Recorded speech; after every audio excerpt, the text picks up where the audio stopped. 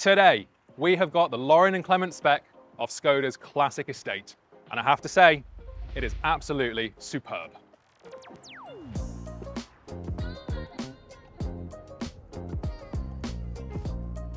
And if you want to see our full in-depth review about this car, click the pop-out banner above or the link in the description.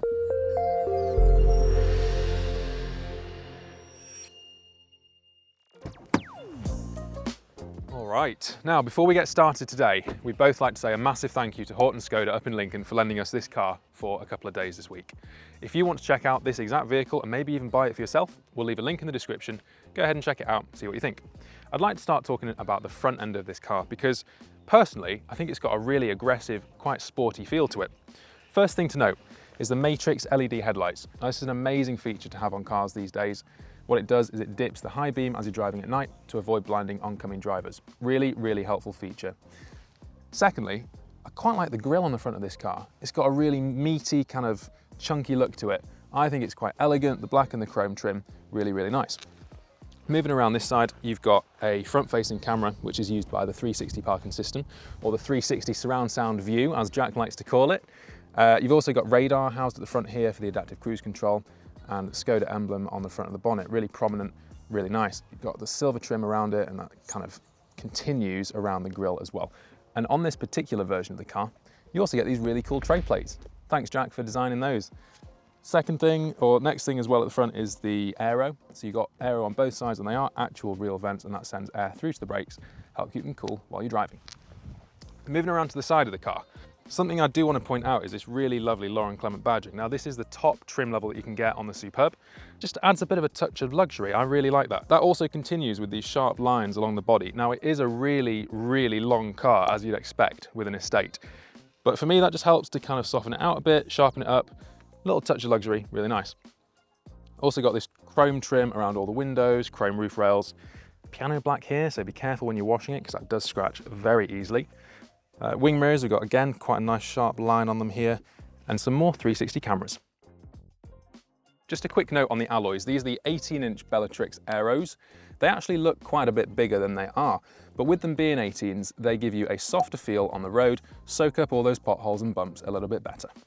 Moving on to the rear end of the Superb, I have to say, I really quite like the Skoda badging here, how they've spelled out the brand name, rather than just putting a logo on the back of the car. Having the lettering, I think it's quite a nice touch. Also, with the tail lights, they've got some nice animations on them. So when you unlock the car or lock the car with the key fob, you get animated brake light, and you also have the animated indicators. Finally, this spoiler on the top just gives the car, it kind of finishes it off and gives it a bit of a sleek, sporty finish on the back end. Four-wheel drive on this model as well. Oh, and also a handy reversing camera to finish off that 360 parking system. A few final features to talk about on the exterior before Jack talks about the inside of the car. This is the 2-litre diesel version, so you've got your diesel filler cap, your AdBlue cap, and we're told that there's meant to be a handy ice scraper on the inside of here. But unfortunately, we've not been given that with this car, so I can't show that to you today. Close it then. That's not very premium, is it? Similarly, on this trim level, there's supposed to be umbrellas on the inside of the driver's door and the passenger door. But unfortunately, we've not been given those either, which is a real shame because I was looking forward to feeling like a boss driving a Rolls Royce. Right, that's the exterior. Let's move on to the inside. On the days you've got plenty to do, you can't find the boys. God, is it morning already? It must be. Bloody bright, isn't it? It is. I'll tell you what though, Joe, this boot is very spacious. There's a lot of space back here. It's like being in a double bed. It is. I mean, you could even go camping in this if you wanted to. Perfect for having a cuddle as well. Not that we could tell you anything about that. I'm getting out of here, Joe, because I don't want to cuddle with you. But I think you Off need you go then. No, you need to go and get that camera, and I need to do the interior. Let's do it. Let's do it.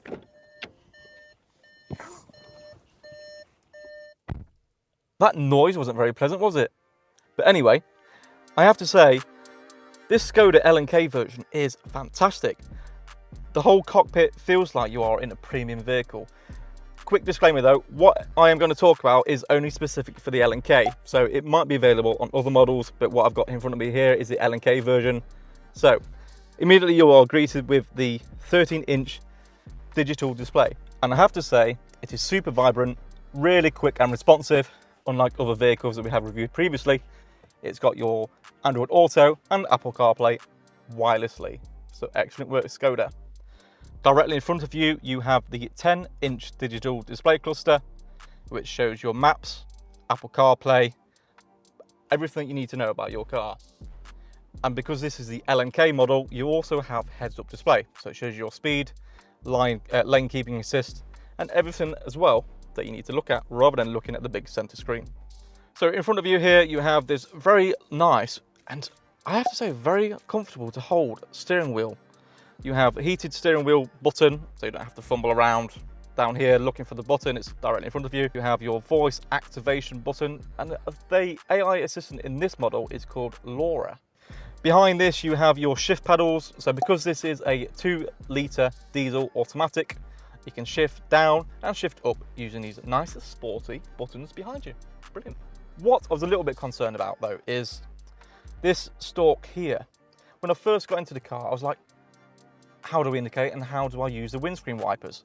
But I realised it was all on this one stalk, which I wasn't a massive fan of because I didn't know how to use it. But yeah, it's okay. Once you get into the car and you can figure out how to use it, yeah, just get on with it. And over to the right hand side, you've also got the gear selector. So at the moment it's in park, you've got your reverse, neutral, drive, and also when you're in drive, if you swipe once more up, it goes into sports mode for that extra bit of power. Just below the indicator and windscreen washer, you have another stalk, which is the controls for the adaptive cruise. So you can set the speed up and down and also press it to set. It's in a weird position though, a little bit like the Peugeot.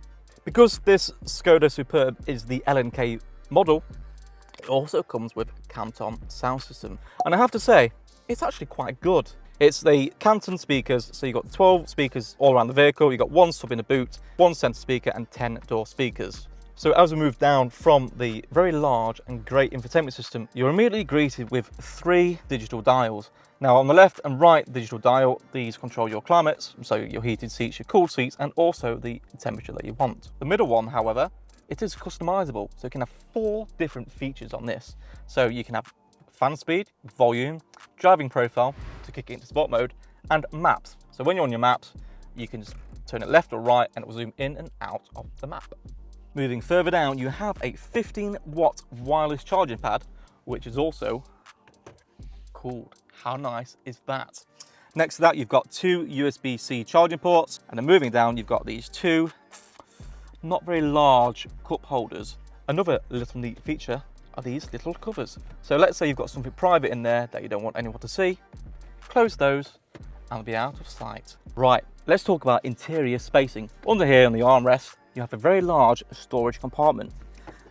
It's quite deep. You also have this little shelf to organize coins or chewing gum, whatever you want to store. There's also meant to be a screen cleaning kit in there, but unfortunately again, we haven't got that, so we can't review it. Moving on to the glove box. Okay, that's quite a large glove box.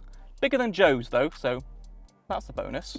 It's felt lined, so if you put anything in there, it's not going to rattle. That's all there is to say really. It's a nice little glove box. Let's talk about the door cards then. And to be honest with you, they've used some really nice plush materials. Again, it stretches from left to right, uses really soft material, which is complemented by this nice wooden accent. Below that, you've got a LED strip which stretches from the front all the way to the back. As we move down from the door cards, you've got your window controls, so you can have your heated wing mirrors, which is really nice in the winter time. You've got window controls for the front and back, and then just below that, you've got a nice little storage bin. Now it's carpet lined, so you're not going to have anything rattling, but that's all I need to say really. It's carpet lined. Yeah, the whole interior is quite superb. One thing I'm not a massive fan of though is this. It's a massive dust collector. So Joe was frantically cleaning this car and it's already collected a lot of dust. So if you're a bit OCD, you may struggle with this. Another little neat feature that Skoda thought about is a little USB-C port just above your rear mirror. So if you've got a dash cam, all you need to do is plug it into there and it charges up and you don't have to pay hundreds of pounds to get one fitted. Brilliant. As you open the door, you can see that the seat moves back for ease of entry. And as you sit in, close the door, the seat moves forward into your set driving position, of which you can have 3. Down here, you've got the 14-way seat adjustments, pretty standard on most vehicles, but on this one, because it is the L&K version, you've also got a pretty sweet massaging function. But it's not just on the driver's chair, it's also on the passenger seat too. Oh, stepping into the back. If you've been arrested before or you've stepped into a taxi, you'll certainly know this cabin is quite spacious. The seats are really nice and plush, you've got a lot of thigh support, and the door cards are really nice. You've also got that walnut following through from the front with the LED light bar and the Canton sound system. You've got 2 USB-C ports here with the seating controls. Next to you, you've got this armrest with a little tablet holder and 2 cup holders. Brilliant. With a through load, so if you go shopping at IKEA or go skiing, this car is perfect for you. That's all I have to say really. Very comfy back here, very spacious, and a really nice place to sit. Talking about the boot space then, it's fantastic. It's really nice and big. As we've already shown you at the start of the video, you can fit 2 fully grown men in here. You've also got a motorised load cover to boot. A really nice feature as well is, instead of having to go around the front to bring the seats down, you've got these 2 little buttons here, and the seats easily move forward. Fantastic. So let's have a little talk about performance on this Superb L&K. The variant that we're driving today is the 2-litre diesel.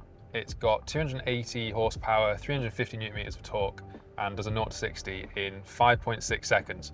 So definitely got the pulling power that you'd expect from a diesel there. The 0 to 60 times perfectly acceptable for a family estate.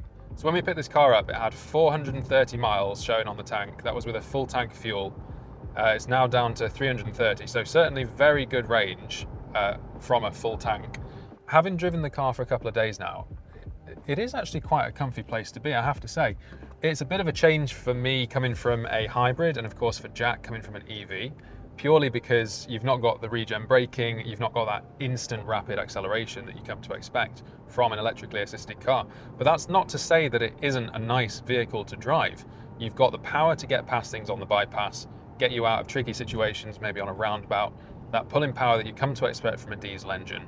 And it's a very comfortable ride, I have to say. I'm in sport mode at the moment, just to try and get that little bit more performance out of it.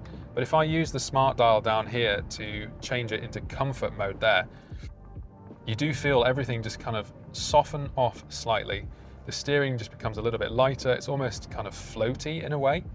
And the road noise as well, there's actually not too much road noise at all. I'm just going to use this smart dial again to turn down the air conditioning, because I'm definitely nice and cool at this point. Something else as well worth knowing is the heads-up display. I've got polarized sunglasses on here, and when I put those on, the heads-up goes really, really faint. It's almost invisible. So that's probably something to do with the polarization and the way that that works. If you wear polarized sunglasses, don't expect to get a huge amount of value from the heads-up, because you won't really be able to see it. Suspension-wise, I'm in comfort mode right now, and it's just soaking up the bumps.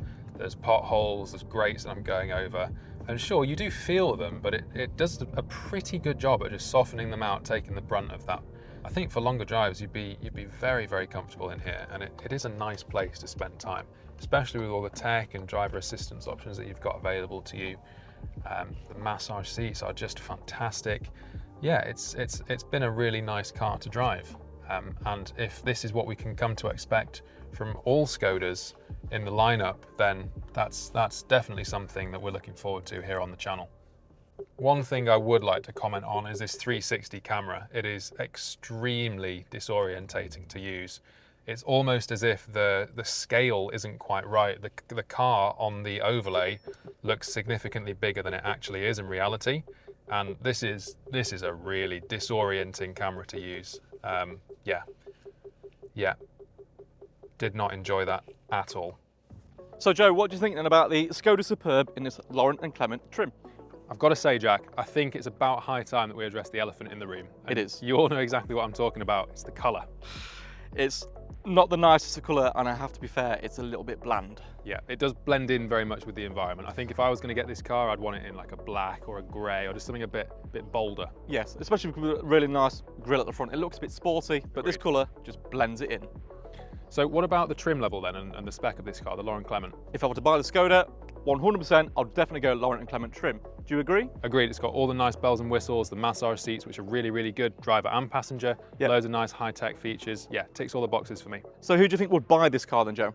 Personally, as a 26-year-old guy, it's not my kind of car, but I think for a family, absolutely brilliant, because you've seen the size of the boot, going on holiday, brilliant. Loads of room in the back for your kids, and those features where you can lock down the climate controls in the rear, and you've got your child lock on the driver's door. Yep. Great for families. Absolutely. So to wrap it up then, we just want to say a massive thank you to Horton of Skoda of Lincoln for giving us the opportunity to review this vehicle.